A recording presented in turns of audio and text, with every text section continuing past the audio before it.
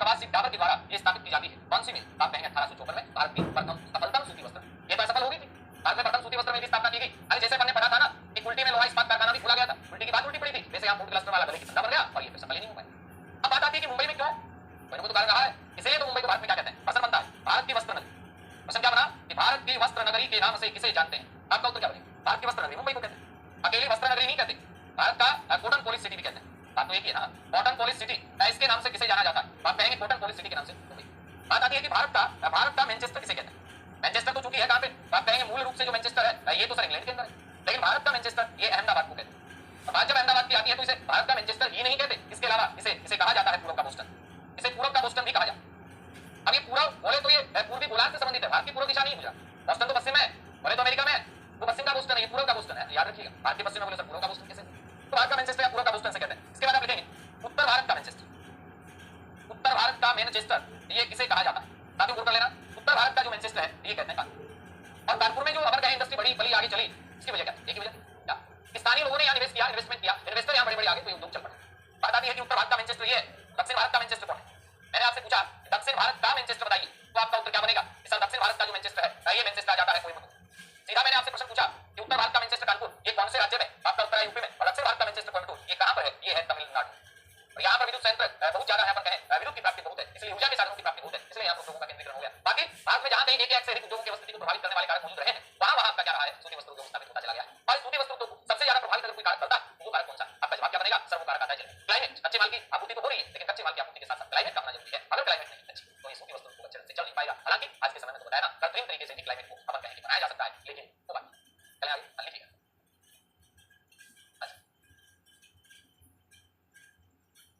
अब इसके बाद फिर आगे बढ़ेंगे तो अपने पास क्या चीजें आती हैं? चीजें आती है एक सूती वस्त्र उद्योग का, सूती वस्त्र तो कच्चा माल पास, ये शुद्ध कच्चा माल। अब आप कहेंगे शुद्ध कच्चा माल है, शुद्ध कच्चा माल वो कच्चा माल जिसका निर्माण प्रक्रिया में वजन नहीं घटता। शुद्ध कच्चा माल किसे कहते हैं? तो आप क्या करेंगे?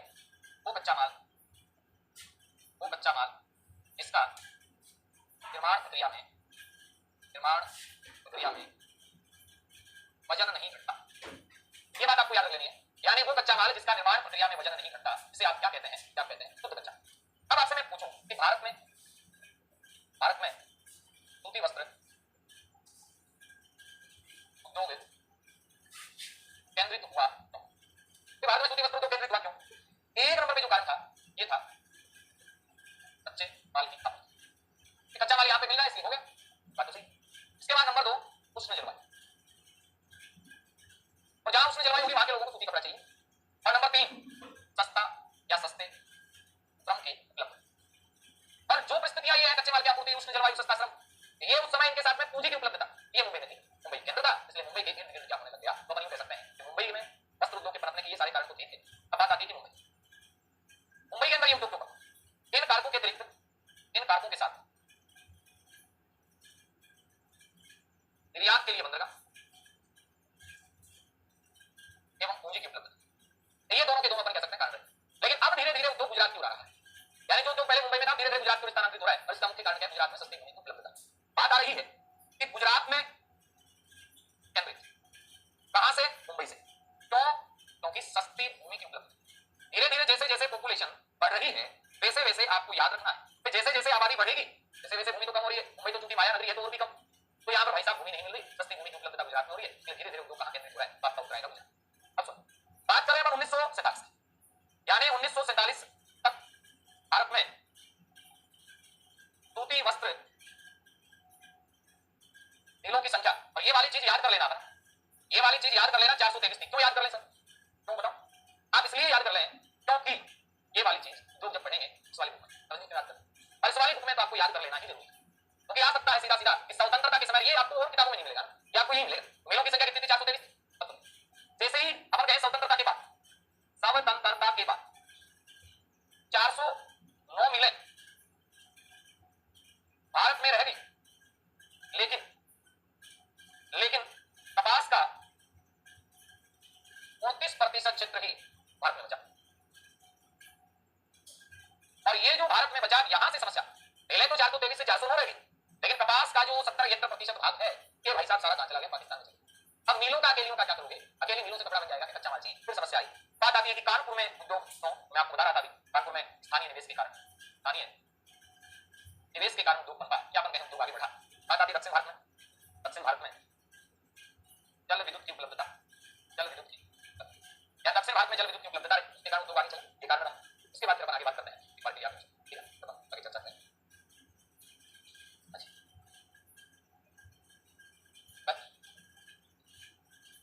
अब देखिएगा साथियों, अपन सूती वस्त्र उद्योग में और किस टाइप से प्रश्न बन सकते हैं, और प्रश्न बनने का तरीका क्या रह सकता है कि निम्नलिखित में से नगरों के नाम आपको दिए जाएंगे और फिर आपसे पूछा जाएगा फला नगर कहां पर। तो अपन सबसे पहले बात करते हैं कि महाराष्ट्र जो है, इस महाराष्ट्र जो कि बड़ा उत्पादक राज्य है सूती वस्त्र का, तो महाराष्ट्र में कहां, महाराष्ट्र में एक तो मुंबई है, आप जानते हैं मुंबई का, मुंबई के अलावा सोलापुर महाराष्ट्र का प्रमुख केंद्र है, मुंबई सोलापुर। अभी अब पूरा है तो कोल्हापुर भी है, तो क्या बात कर रहे हो, नागपुर भी तो है, मैंने कब मना किया, नागपुर भी यहाँ पे आता है, तो यहाँ पर तो सर सतारा भी आता है, सतारा के साथ याद रखिएगा जलगांव भी आता है, जलगांव के साथ याद रखिएगा वर्धा भी आता, वर्धा के साथ याद रखिएगा अमोला भी आता, इसके साथ याद रखिएगा कल्याण भी आता, याद है कल्याण भी आता है, इसके साथ याद रखना औरंगाबाद भी आता है, औरंगाबाद भी कहां पे आता है, महाराष्ट्र में आता है।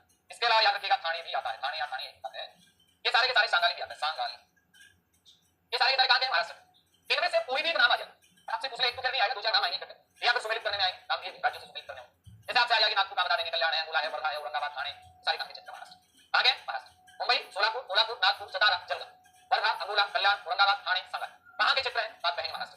इसके बाद में बात आती है सर गुजरात, गुजरात में जिन जिन शहरों के आप नाम जानते हैं वो तो लिख देंगे, जैसे गुजरात में सूरत है, गुजरात में अहमदाबाद है, बिल्कुल अहमदाबाद भी है, गुजरात के अंदर सर भरूच भी है, बिल्कुल भरूच भी है, गुजरात में जामनगर भी है, बिल्कुल है ना, जामनगर के बाद सर गुजरात में भावनगर भी है, मना किसने किया मुझे, इसके बाद सर गुजरात के अंदर तो पोरबंदर भी है, गुजरात के अंदर तो आपका पोरबंदर है, तो गुजरात में कलोल नाम का स्थान भी आता है, कलोल नाम के स्थान के बाद में फिर बात करते हैं गुजरात के अंदर तो सर वडोदरा भी आता है, वडोदरा भी कहां पे आता है, गुजरात में आता है। इसके अलावा एक नदियार, नदियार स्थान आता है, ये भी गुजरात में आता है। इसके अलावा याद रखना मोरबी भी गुजरात में आता है। इसके अलावा आपका बात कर सकते हैं विरमगाम, ये भी कहां पे आता है, गुजरात में आता है। इसके अलावा आपका बहुत सारे हो गए, और क्या अलावा बाकी रह गए सूरत है, अहमदाबाद है, भरूच है, जामनगर है, भावनगर है, इसके अलावा पोरबंदर है, कलोल है, वडोदरा है, नादियार है, मोरबी है, विरमगाम है, ये सारे के सारे कहां के क्षेत्र हैं भाई साहब जी, आपका उत्तर आएगा, ये सारे के सारे क्षेत्र हैं ये महाराष्ट्र के, कहां के क्षेत्र हैं, महाराष्ट्र, गुजरात, महाराष्ट्र के, ये गुजरात के। अब बात करते हैं सबके बाद में एमपी के अंदर कपड़ा कहां कहां बनता है। एमपी में याद रखिएगा उज्जैन, उज्जैन के साथ याद रखिएगा इंदौर, इंदौर के साथ याद रखिएगा रतलाम, यानी उज्जैन है, इंदौर है, रतलाम है, ये सारे कहां के क्षेत्र हैं, एमपी के। एक आपका देवास याद रखिएगा, एक आप भोपाल याद रखिएगा, एक आप जबलपुर याद रखिएगा, और एक आप ग्वालियर याद, जबलपुर के साथ ग्वालियर, ये कहां के क्षेत्र हैं, आपका उत्तर आएगा एमपी के क्षेत्र। उज्जैन, इंदौर, रतलाम, देवास, भोपाल, जबलपुर, ग्वालियर, ये एमपी के सूती वस्त्र उत्पादक क्षेत्र हैं। चलें आगे। अब इसके बाद में बात आएगी कि सर तमिलनाडु, ये भी मुख्य उत्पादक है। जब तमिलनाडु की बात आती है, तमिलनाडु, तमिलनाडु में एक स्थान को आप जानते हैं इसका, तो क्या कहना हो, क्या लिखा, कौन सा स्थान है तमिलनाडु में साथियों, क्या आता है कोयम्बटूर, इसे अपन दक्षिण भारत का जैसे कहता है।